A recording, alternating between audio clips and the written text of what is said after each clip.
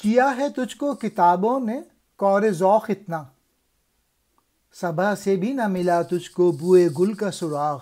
Main message یہ ہے کہ تو بس اس دنیا کا ہو کے رہ گیا ہے، اس مٹیریلسٹک دنیا میں پھنس گیا ہے، مادہ پرستی کی طرف تیرا رجحان ہے، اور جو نیچر ہے تو اس کی طرف توجہ نہیں دے رہا۔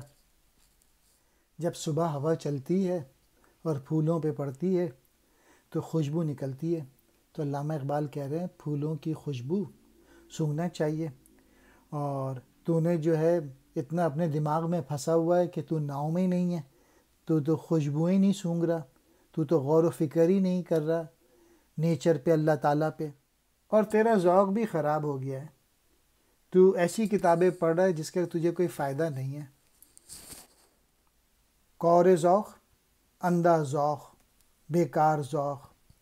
صبا کہتے ہیں صبح کی نرم و لطیف ہوا، بوئے گل، گلاب کے پھولوں کی خوشبو، سوراخ کہتے ہیں پتہ کو، نشان کو۔